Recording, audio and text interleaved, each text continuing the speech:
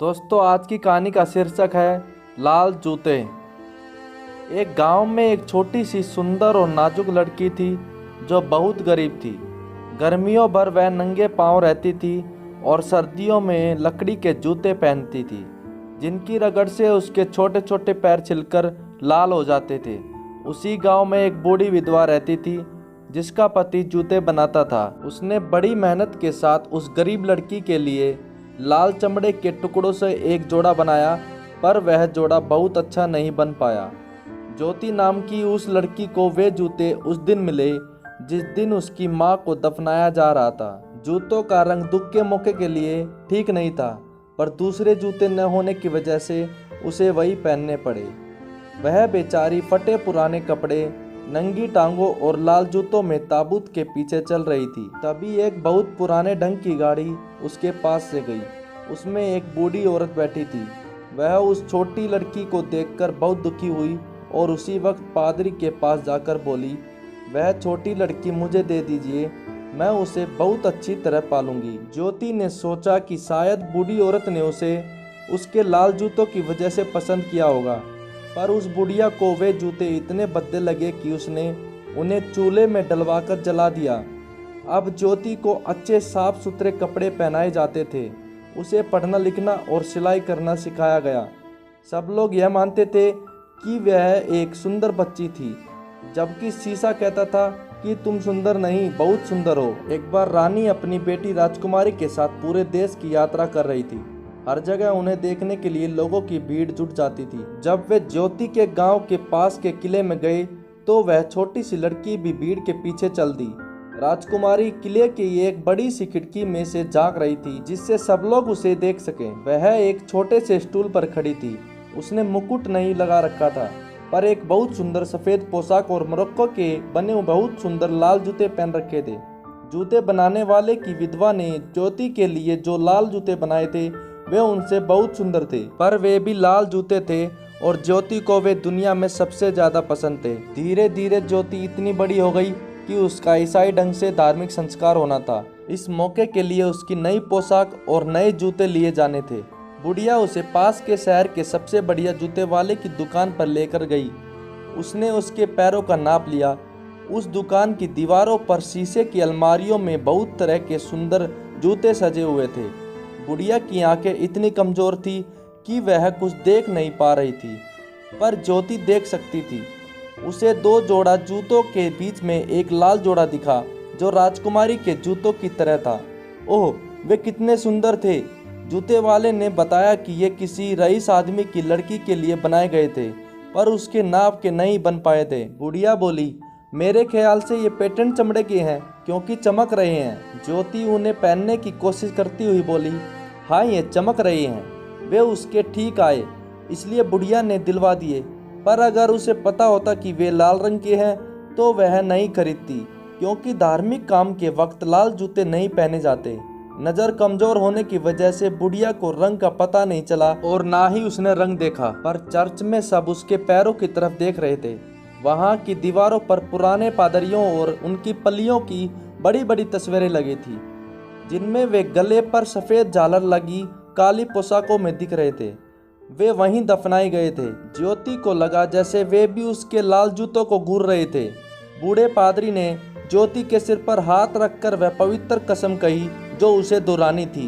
कसम में उसे भगवान से अच्छा ईसाई बनने की प्रतिज्ञा करनी थी, पर ज्योति का दिमाग पादरी के शब्दों की तरफ नहीं था। बाजे पर बूढ़ा गायक संस्कार के मौके पर गाए जाने वाला भजन गा रहा था। बच्चों की मीठी आवाज भी सुनाई दे रही थी और ज्योति वह अपने लाल जूतों के बारे में सोच रही थी। दोपहर तक बुढ़िया को लोगों से ज्योति के जूतों के रंग के बारे में पता चल गया। वह बहुत नाराज हुई और लड़की को डांटा।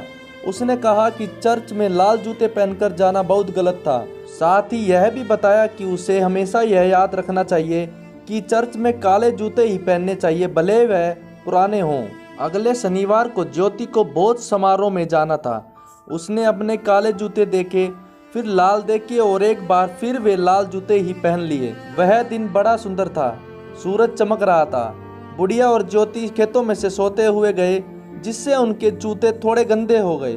चर्च में घुसने वाले दरवाजे पर बैसाखी के सहारे एक अपाहिज सैनिक खड़ा था। उसकी बहुत सुंदर लंबी लाल रंग की दाढ़ी थी जिसमें बीच बीच में सफेदी झलक रही थी। उसने बुढ़िया की तरफ झुककर पूछा कि क्या वह उसके जूते साफ कर सकता है। ज्योति ने बिना कहे अपने छोटे पैर भी उसके आगे कर दिए। सैनिक ने उसके जूते की तली को थपथपाते हुए कहा, बड़े सुंदर नाचने वाले जूते हैं। फिर उसने जूतों से कहा, याद रखना कि नाचने के लिए तुम्हें इसके पैरों पर रहना है। बुढ़िया ने सैनिक को एक सिक्का दिया और दोनों चर्च में घुस गई। फिर सबने, यहाँ तक कि तस्वीरों के लोगों ने भी ज्योति के पैरों की तरफ देखा। जब वह वेदी के आगे झुकी और पादरी उसके होठों की तरफ सोने का प्याला बढ़ा रहे थे, तब भी वह सिर्फ अपने लाल जूतों के बारे में सोच रही थी। उसे प्याले की शराब में भी उन्हीं की परछाई दिखाई दे रही थी। उसने भजन गाने में सबका साथ नहीं दिया। वह भगवान की प्रार्थना भी भूल गई। जब गाड़ीवान उन्हें घर ले जाने के लिए गाड़ी लेकर गया तो बुढ़िया तो चढ़ गई, ज्योति चढ़ने वाली थी। तभी पास खड़े उस बूढ़े सैनिक ने कहा, इन सुंदर नाचने वाले जूतों को देखो। उसके इतना कहने पर ज्योति ने नाच के एक दो कदम तो उठाए, पर शुरू करने के बाद उससे रुका ही नहीं जा रहा था। ऐसा लग रहा था जैसे उसकी अपनी इच्छा नहीं रही थी। जूते हुक्म दे रहे थे और वह चर्च के कोने में चारों तरफ नाच रही थी। गाड़ीवान गाड़ी से कूदा, उसकी तरफ भागा, बड़ी मुश्किल से उसे पकड़ा और जमीन से ऊपर उठा लिया, पर उसके पैर हवा में नाच रहे थे। उसने उसे गाड़ी में डाल दिया, पर पैर फिर भी नाच रहे थे। उसका नाच रोकने के लिए उसके पैरों से जूते उतारने की कोशिश में बेचारी बुढ़िया और गाड़ीवान कई लाते खा गए। जब वे घर पहुंचे तो लाल जूते अलमारी में रख दिए गए, पर मौका मिलते ही ज्योति उन्हें देखती रहती थी।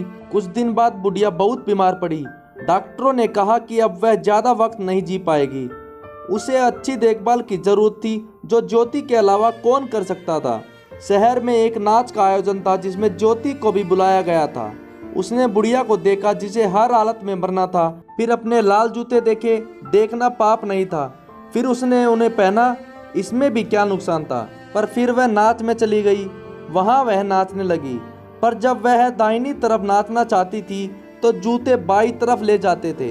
जब वह नाच के कमरे में नाचना चाहती थी तो जूते उसे सीढ़ियों से होते हुए सड़क पर ले गए। वह नाचती नाचती शहर के फाटक से बाहर निकलकर अंधेरे जंगल में चली गई। पेड़ों के बीच में कुछ चमका। उसने सोचा चांद है, पर वह चांद नहीं था। वह चेहरा उसी बूढ़े सैनिक का था जिसकी लाल रंग की दाढ़ी थी। उसने लड़की की तरफ देखकर सिर हिलाया और बोला, देखो कितने सुंदर नाचने वाले जूते हैं। ज्योति ने डरकर जूते उतारने चाहे, मोजे फट गए पर जूते नहीं उतरे। वे उसके पैरों से चिपक गए थे। वह नाचती जा रही थी, खेतों में, मैदानों में, सूरज की रोशनी में, बारिश में, दिन में, रात में। वह नाचती ही चली गई। पर रात को जब सारी दुनिया में अंधेरा छा जाता था तब उसे बहुत डर लगता था। वह चर्च के फाटक के बाहर से नाचती हुई कब्रिस्तान में चली गई, पर मरे हुए लोगों को भी बेहतर काम थे, इसलिए उसके साथ कोई नहीं नाचा। वह एक गरीब की कब्र पर बैठना चाहती थी। वहां जंगली जड़ी बूटियां उग आई थी, पर उसे पल भर को भी आराम नहीं मिल रहा था। चर्च का दरवाजा खुला था। वह नाचती हुई उस तरफ जा रही थी, पर सफेद कपड़े पहने और जमीन को छूते बड़े पंखों वाला देवता उसका रास्ता रोककर खड़ा हो गया। उसका चेहरा बड़ा सख्त और गंभीर था और उसके हाथ में एक चौड़ी चमकीली तलवार थी।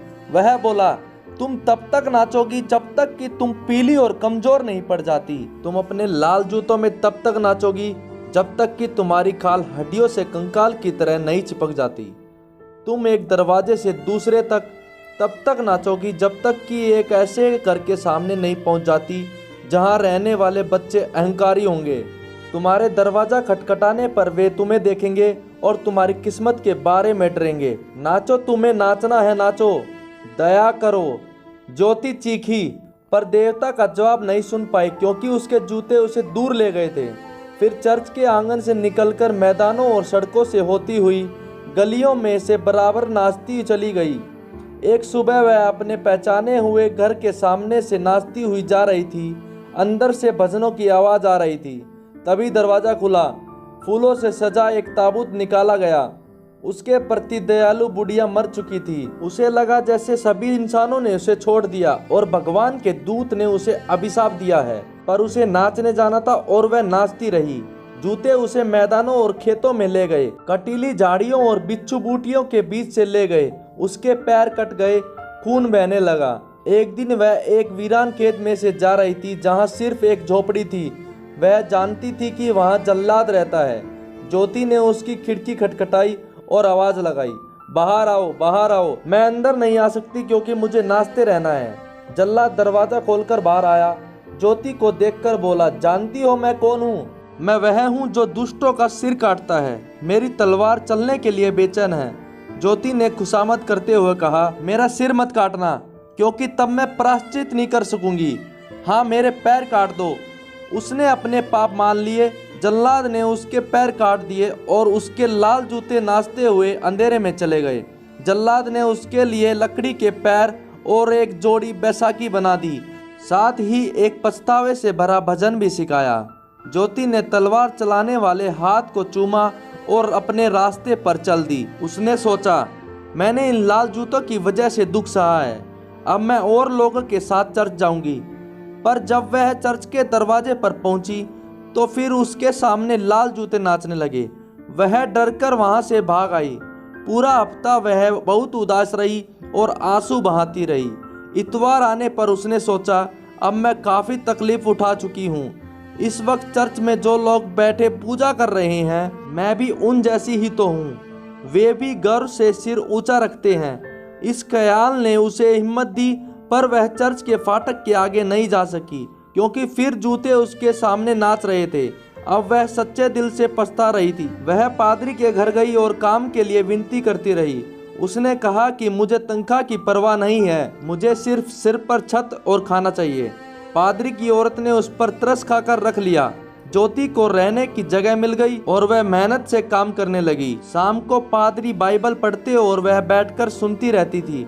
उनके बच्चों को वह बहुत पसंद थी। वे उसके साथ खेलते थे, पर जब वे उसकी सुंदरता किसी राजकुमारी जैसे बताते तो वह उदास होकर सिर हिलाने लगती थी। फिर जब इतवार आया तो सारे घर वाले चर्च जाने के लिए तैयार होने लगे। उन्होंने उसको भी साथ चलने को कहा। उसकी आंखों में आंसू आ गए और उसने ठंडी सांस भरकर अपनी बैसाखियों की तरफ देखा। जब सब चले गए तब वह अपने छोटे कमरे में गई जहां सिर्फ एक पलंग और एक कुर्सी आ सकती थी। वह बैठकर भजनों की किताब पढ़ने लगी। चर्च से बाजे की आवाज हवा पर सवार होकर आ रही थी। उसने आंसू भरा चेहरा उठाकर कहा, हे भगवान, मेरी मदद करो। अचानक धूप दुगनी तेज हो गई। उसके सामने वही देवता खड़ा था जिसने उसे चर्च में घुसने नहीं दिया था, जो हाथ में तलवार लिए था। पर इस वक्त उसके हाथ में गुलाब की एक टहनी थी जिस पर फूल लगे थे। देवता ने उसी टहनी से कमरे की छत छुई।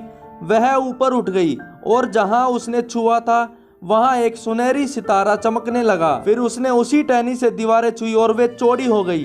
ज्योति ने बाजा और तस्वीरें देखी। फिर देखा कि वहां जमा पूरी भीड़ हाथों में भजनों की किताब लिए गा रही थी। क्या चर्च उसके छोटे से कमरे में आ गया था या वही चर्च में पहुंच गई थी? अब वह सबके बीच में थी। भजन पूरा होने पर सबने उसे देखा। किसी ने फुसफुसा कर कहा, ज्योति, अच्छा हुआ कि तुम आ गई। उसने जवाब दिया, यह प्रभु की कृपा है। बाजा बज रहा था, उसके साथ बच्चों की आवाज मिली हुई थी। खिड़की से धूप आ रही थी। धूप ने ज्योति के दिल में ऐसी शांति और खुशी भर दी कि उसका दिल फट गया। उसकी आत्मा सूरज की किरण पर सवार होकर भगवान के पास चली गई। वहां किसी ने उससे उसके लाल जूतों के बारे में नहीं पूछा।